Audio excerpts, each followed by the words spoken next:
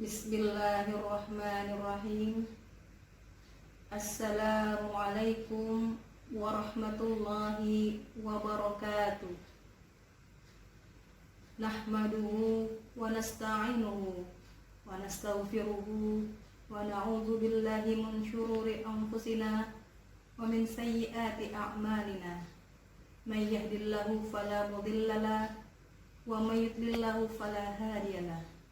Wassalatu wassalamu ala asrofil anbiya'i wal mursalin wa ala alihi wa ashabihi ajma'in. Amma ba'd. Rabbi shrah li sadri wa yassir li amri wahlul 'uqdatam min lisani yafqahu qawli. Pertama-tama marilah kita panjatkan puja dan puji syukur kita kehadirat Allah Subhanahu wa taala yang telah memberikan kita begitu banyak nikmat, seperti nikmat iman, nikmat Islam, nikmat sehat, sehingga kita bisa berjumpa dengan bulan yang penuh maghfirah, bulan yang penuh dengan rahmat, yakni bulan suci Ramadan. Yang kedua, tak lupa shalawat serta salam terlimpah curahkan kepada junjungan kita baginda Nabiullah Muhammad sallallahu alaihi wasallam yang telah membawa kita dari zaman kegelapan ke dalam zaman yang terang benderang, dari zaman kebodohan kepada zaman yang penuh dengan ilmu. Anak-anakku, siswa-siswi SMA Taman Harapan 1 yang insya Allah dirahmati Allah. Alhamdulillah, kita masih bisa melakukan ibadah puasa dan melakukan kegiatan-kegiatan amal ibadah Ramadan lainnya.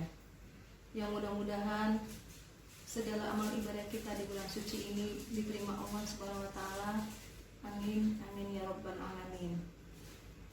Bulan Ramadan disebut juga dengan bulan kesabaran. Mengapa Ramadan disebut bulan kesabaran? Karena dalam bulan Ramadan terdapat ibadah yang paling utama, yaitu puasa.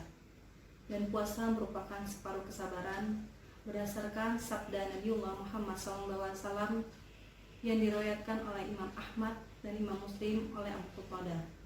Nabiullah bersabda, "As-shaumu nisfus sabr."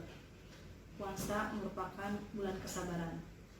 Dengan puasa, kaum muslimin dididik untuk menahan rasa haus, rasa lapar dari sejak terbitnya fajar hingga terbenamnya matahari.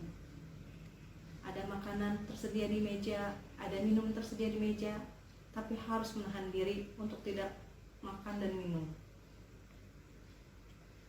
Demikian pula menahan diri dari yang namanya menghujat, mencaci, mencerca, apalagi marah.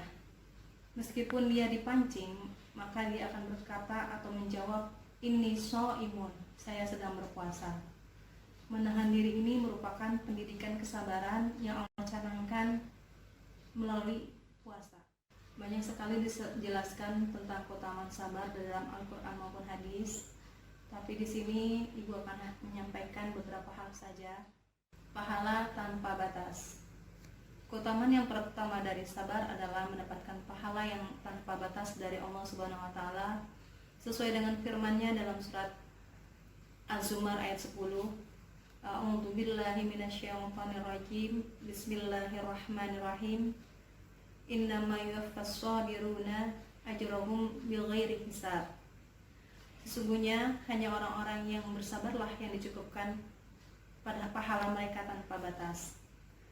Puasa merupakan separuh kesabaran. Juga mendapatkan keistimewaan ini, tidak seperti amalan lain, puasa akan langsung dinilai oleh Allah dan tidak dibatasi amalannya. Sesuai dengan sabda Nabi dengan hadis, kullu amal ibni Adam yudha'aful hasanah ashrun amthaliha ila sab'i mi'atin di'fin. Qala Allahu azza wa jalla illa shaum fa innahu li wa ana adzu bihi. Yang artinya kullu amal ibni Adam, setiap amal anak Adam, yudha'aful hasanah ashrun, akan dilipat gandakan satu kebaikan dengan 10 amsalihah yang serupa dengannya, ila sab'i mi'ati di'fin, hingga 700 kali kebaikan.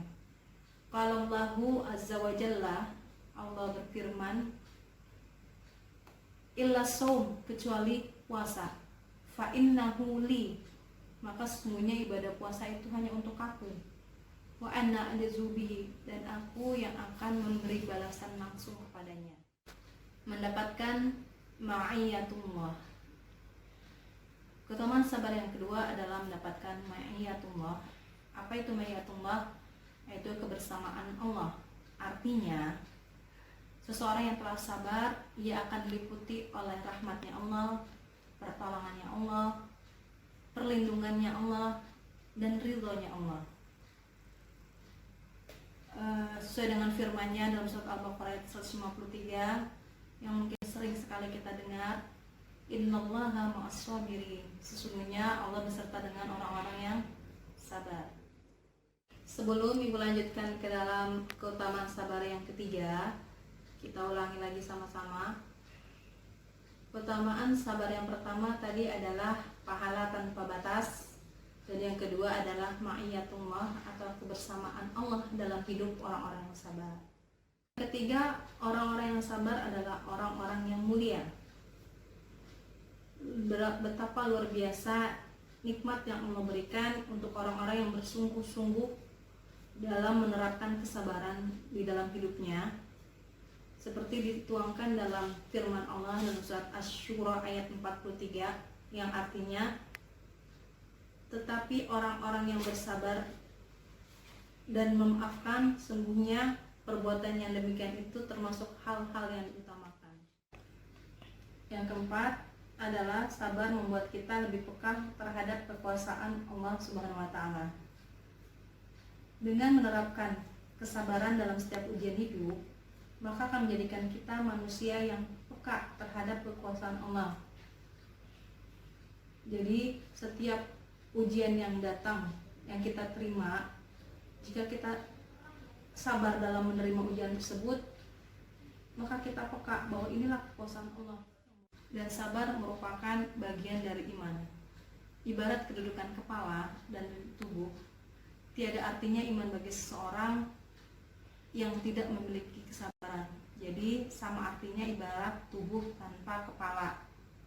Sehingga Umar bin Khattab berkata, hidup yang paling baik ialah yang kami lalui dengan kesabaran. Kita bisa belajar banyak tentang kesabaran dari kisah para nabi-nabi Allah. Bagaimana kesabaran Nabi Yusuf menghadapi rayuan Siti Zulaikha dan juga dimasukkan ke dalam sumur oleh saudara-saudaranya. Bagaimana kesabaran Nabi Nuh dalam berjuang menyampaikan kebenaran tauhid. Bagaimana Nabi Ibrahim, Nabi Musa, dan Nabi Muhammad serta nabi-nabi Allah yang lainnya menghadapi umat-umatnya. Mereka bersabar dalam menghadapi ketaatan dan kedurhakaan dari umat-umatnya yang membangkang.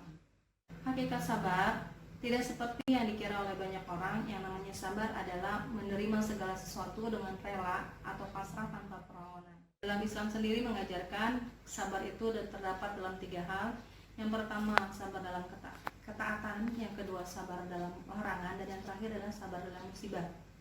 Sabar dalam ketaatan, di mana seorang mukmin harus mengikuti atau menjalankan segala perintah Allah itu tanpa, walaupun berat atau walaupun dibenci oleh nafsunya, tapi dia harus sabar menjalankan perintahnya. Yang kedua, sabar dalam meninggalkan larangannya. Ketaatan dalam Allah itu tidak hanya sabar dalam melaksanakan ibadahnya, melaksanakan perintahnya, tetapi juga meninggalkan larangannya. Jadi jangan sampai sholat dikerjakan tapi judi juga dilakukan, sholat dikerjakan tapi ghibah, gosip, mencuri masih juga dilaksanakan. Seperti jangan ada sampai istilah program STMJ, sholat terus maksiat jalan, jangan sampai itu terjadi. Yang ketiga, sabar dalam musibah yang seperti kita alami saat ini, di mana kita mengalami masa pandemi COVID-19, kita juga harus sabar dalam musibah seperti ini, di mana yang tadinya dalam bulan puasa itu biasanya kita bisa sholat tarawih berjamaah di masjid-masjid yang tadinya kita mungkin sudah punya jadwal untuk ikut pengajian bersama teman-teman, dan juga yang punya jadwal untuk bersama teman-temannya dari puasa pertama sampai dengan yang terakhir. Tapi karena musibah, karena wabah COVID-19 ini, kita sabar karena mengikuti aturan pemerintah. Jadi Islam mengajarkan 3 hal. Yang pertama, sabar dalam ketaatan, yang kedua sabar dalam larangan, dan yang terakhir tadi adalah sabar dalam musibah.